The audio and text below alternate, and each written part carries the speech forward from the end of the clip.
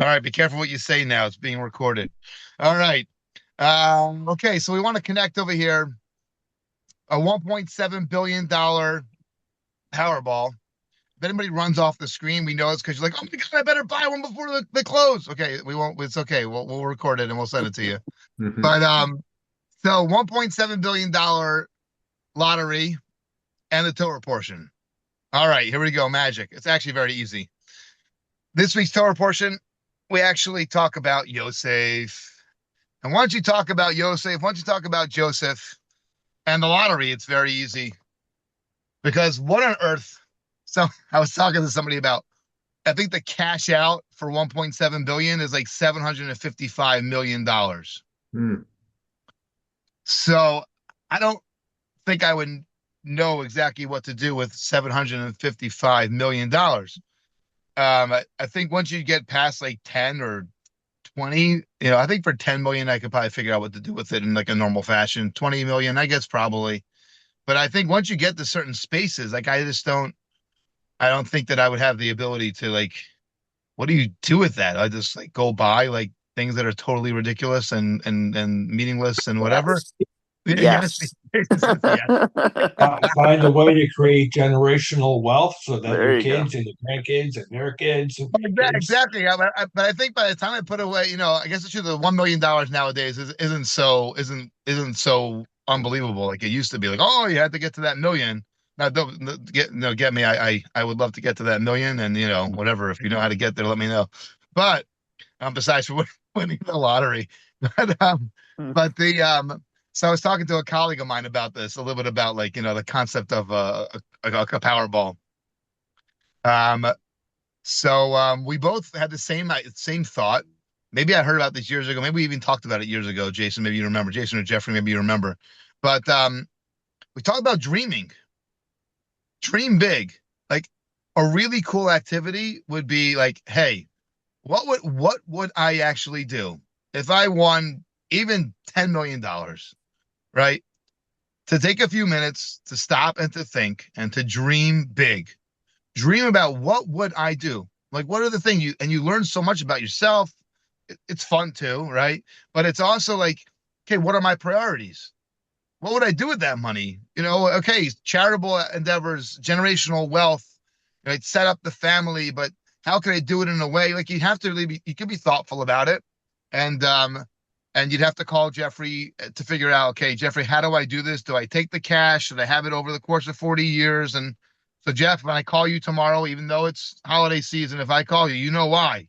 You know why I'm calling you, Jeffrey. Okay, but it's a really cool, really I think eye-opening activity, right? To stop and think about, okay, what would I do with that? So I said when I did buy a Powerball, I did about one. Okay, there you go, Larry. You want to know? I bought one, and when I bought it, I said to myself, "Look, I just took a job as a director of development, and one of the main goals, not right away, but soon, is going to be to start working on a capital campaign. This rabbinical school, high school they need a new building.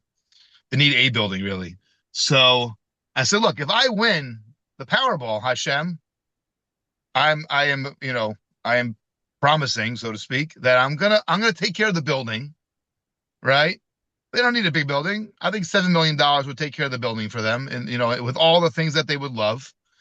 And and then I could go back to being like a community rabbi, which would be awesome, right? Like that's what I'm this director of development thing. I'm doing it because I think it's a beautiful place and I have a passion for it.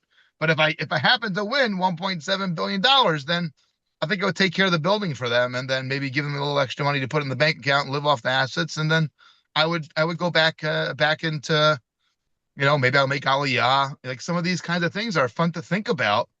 And I think they're important to think about. So I think to connect it easily to the Torah portion, so Yosef was a dreamer. He literally had dreams, right? And those dreams are actually what got him in trouble. And those dreams are what created challenges for him and his brothers. And in this week's Torah portion is when Yosef actually gets to see the dreams come true, right? The original dreams that he had were some expression of him being, the king or the leader, And his brothers, the rest of the tribes, were bowing down to him, were serving him, or were, subjects of his. And this is the Torah portion where really last week's where it started, and this week is where Yosef does the big reveal. Yosef does the big reveal where he says, "Hey guys, guess what? It's me. I am Yosef, right? Ani Yosef, Ovichai. Is our father still alive? Is Yaakov still alive?" And he makes that big reveal, and this is where he sees the dreams coming true, and then his brothers have this moment that all the commentaries talk about, the moment when Yosef went ahead and revealed to his brothers that he was Yosef. He says, "I'm the guy that you guys sold as a slave down to Egypt." And that crashing moment for the 10 tribes that sold him down to Egypt, those 10 brothers, that moment, they had no response. They could not, they were literally speechless. They could not talk. They were totally blown away because their whole world crashed around them. They had understood, and they've been living with this situation of, were they right or were they wrong with the Yosef situation? Should they have sold him? Should they have killed him? Should they have left him alone?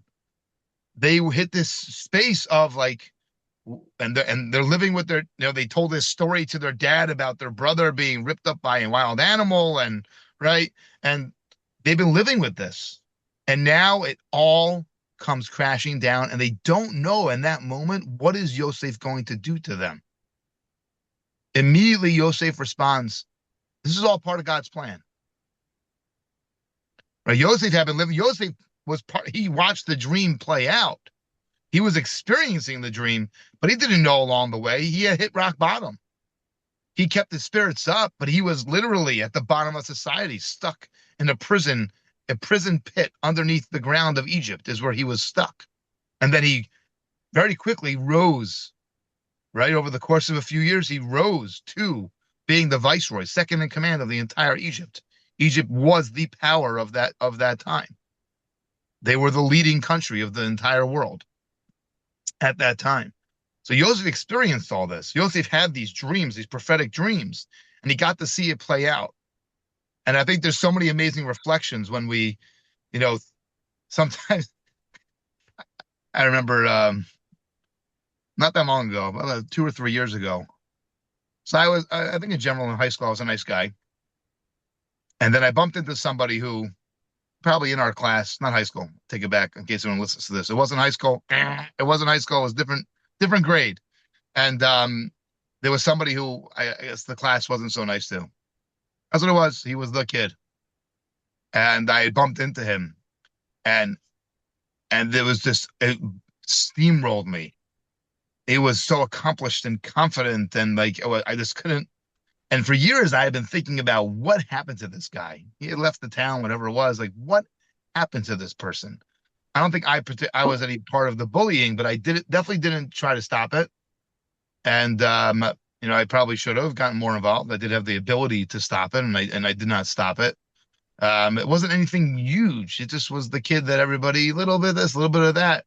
But I probably could have stopped it. I was in a position in those grades, I could have stopped it. And when I saw him, right, and I was like, what's this person's reaction going to be? Should I say hello? Should I not say hello? And I went over to say hello. And they were so kind and so nice. Oh my goodness, Noach, what's going on? What's been happening? It's been 30 years almost. Like, wow, oh my goodness. And like it was that moment of like, what is going to happen? Like, Noach, you need to deal with this. You need to step up and say hello and see what's going on. So I think these are like these parts of in life we have dreams. How often do we try to accomplish them? Are they just, whatever, let's dream big, or not really dream big, or like, oh, they tell us to dream big, so let me think of something. What's something along the way you said, oh, I'm going to do that one of these days, but we just kept stuffing it back, and we're scared to take it on, whatever it might be. I met with somebody this week, and I just, so they had told me that they've really traveled the world. So I asked them, I said, look, you talk about all these really cool places you've gone to. Have you ever been to Israel? I know you support Israel, but have you ever been to Israel? They told me no. So it was the first time I really had met them. So I said, can I ask like a rude question? I said, sure, yeah. What's up? This is a candid, it was a good conversation. What's going on? I said, why not? Why have you not gone to visit Israel? So they looked at me and they said, okay, we're being honest over here. I said, I'm nervous. I think part of me is nervous. I never really thought about it, but I think part of me is nervous. So what do you mean? He says, I know a lot of people that are, less proud of their Judaism or less vocal about their Judaism. And they definitely don't do, he's like, I don't do much, religious wise. And I know people that don't do, and they've gone to Israel and they've come back and they have been inspired in ways, and they started doing, either they came back, maybe they wore a yarmulke more often, they started going to services a little bit, they're definitely talking about their Judaism more, and it makes me nervous. So I think that's why I haven't gone. And I was so glad he shared with me. But I think when it comes to, I don't think he ever expressed it to anybody, because he was like having this conversation with himself as he said it. I think there's things for ourselves when it comes to our dreams, or comes to comes to things that we've thought about doing or haven't thought about doing, we're holding out on, and we have to face it. The brothers in this week's portion, they faced it. Yosef faced it. They dreamed. They all dreamt big. Or they had dreams. So I think it's something. It could be a fun endeavor. Go ahead and take a few moments. If you bought a ticket or didn't buy a ticket, even if you didn't buy a ticket, it doesn't matter. What would you even do? They asked that. I was at a job interview once years ago, and they said, look, if I gave you, and if you were in this position in the community, and I gave you, and I said to you, don't worry about the checkbook. Don't worry about the checkbook. What would you do for the Jewish community if you didn't have to worry about money? Like, it was such a great activity you had. I had a great time at the interview talking to them about it, and then I used the question at a conference. I was running a session at a conference, at a community rabbi conference, and I threw it out there. So, guys, if money wasn't a problem, we didn't have to think about money, right? What would we try to do for the community, for the Jewish people, for the world, to make it a better place? Have we thought about it? And is it really the money that's holding us back? Or is there something else that's holding us back from doing it? Is it really about the money? And it was such a great conversation that I had with 25 other rabbis. It was amazing. So I just think these are some thoughts on the Torah portion. There's a lot in the Torah portion, really important Torah portion, big moments. This is when Jacob, and the family, when they leave Israel, right? The original Canaan, they leave Canaan, they come down to Egypt. This is really the beginning of of the Jewish nation going into exile, going into Egypt. Yosef was already down there setting things up for us, right? Hashem sent him, God sent him there beforehand to be the part of the redemption for the Jewish people. He sent down we say in Hebrew, it was the refuah, was kodem lamaka, the healing, right? The answer to the problem was sent down there before the sickness even started. Yosef was down there already laying the groundwork for the Jewish nation to be successful. Now, for us to go into slavery, but then to come out the way that we need to come out. These are all things that Hashem had planned, obviously. So I think it's really a cool opportunity over the course of the weekend, right? It's a quieter weekend for a lot of people. Perhaps it's a busier weekend, but it's definitely a different kind of weekend. It's a weekend that could be filled with party, and watch some football tomorrow, watch some basketball, whatever it is, right? Enjoy yourselves. But if you're looking for a fun, meaningful conversation to have with somebody over the weekend, this is a cool one. I think it's a fun one to have, and I think it could be very telling for ourselves to reflect on it, right? And then compare it in a few years from now. Compare it to, hey, what would I do now?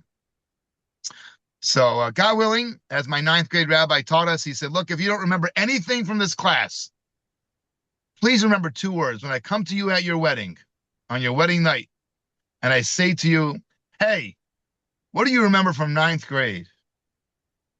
So he told us, I want you to remember the 2 words, dream big. So God willing, we all should dream big and make plans to try how to fulfill those dreams.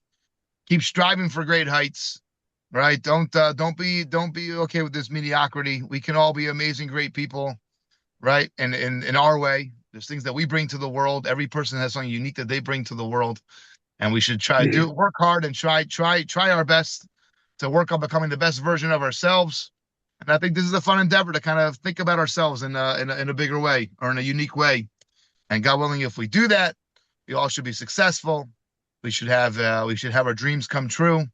And God willing, we should learn so much about ourselves and enjoy the journey. Don't forget about the journey. The journey is really important too. So that's a way to connect the Powerball to the Torah portion. Mhm. All right, any reflections, thoughts, rebuttals? Very presumptuous of your ninth grade teacher to think that he's getting invited to your wedding. He actually couldn't make it to my wedding, and I saw him. I saw him where he called me, and he actually asked me. He was kind of like laughing about it when he asked me. I said, "No, of course I remember. Of course I remember." I told him he was so excited that I remembered. I was his first ninth grade class, so I think he was really excited when we all started to get. We were I'm, married, graduated from college, and I'm sure his invitation got lost in the mail or something. It's all right. I sent them one. Jason, I sent them. Sent them one. Okay. Okay. All right. Yeah, That's funny. amazing. All right, any other questions or thoughts on the portion or beyond? There's a great Aerosmith song, "Dream On," and Dream on. Yep, that's right. it's unbelievable. Dream on and dream until your dreams come true. What could be That's better right. said than that? It's okay. The Tylers are okay. Well I said, think Jeffrey. that Well said. There's a Jewish guy, um, Tommy Hamilton, married a Jewish girl. Oh yeah. Yeah, Tom. Yeah, I think he's the bass guitar, but he lives in Worcester and he married a Jewish girl. Oh wow. All Yeah. right. Yep. You gotta watch out for those Jewish people. That's And the thank you, problem. Larry. Thank you, Larry. Fun little I think fun little that factoid. Sorry. sorry, we some of us like maybe work for other companies and all that. We have a tendency to think small, like what's our paycheck is going to be this much, and we only see the numbers that are right in front of us. But in order to grow, even professionally, you got to think a lot bigger. My dad always he would like little elbow, like think bigger. Don't just think what you're making now or that this is the end of it. You got to think bigger because you won't get bigger until you think bigger. That's right. That's what I do with my portions sometimes of my eating. That's the problem. But oh, but what you talking about, David? I actually I sat down with some of my kids and I started talking to them about. I said, look, you got some money in the bank. I want to tell you that I actually want to take some of it and I want to move it over into some investment accounts. They're all on the younger side, but too late for my 17-year-old. It's not too late, but I should have started her much earlier. But I think it's a great example. It's a great example of that investment, the little things we do along the way, and what that gets us to, what that grows into. And also, I think the idea of you talk to Jeffrey more about investing your dividends, but that concept of we build on top of ourselves, right? We accomplish one thing, and then now we're not the same person we were before because we can dream even bigger now because I've accomplished this much, or I've learned more about myself. So now I can challenge myself to do bigger and better and wider and larger. I think it's a great example. Great example. Jason, what were you about to add before? I was just going to say, fun little factoid. It's actually illegal to sell lottery tickets here in Nevada, of all places. Wow. Yeah. A lot of people don't realize that. They literally pass state laws banning lotteries because they want people to gamble in the casinos, not, from the comfort of their own home. And they're making enough money. Basically, the state's making enough money off the casinos. They don't need to do the lottery.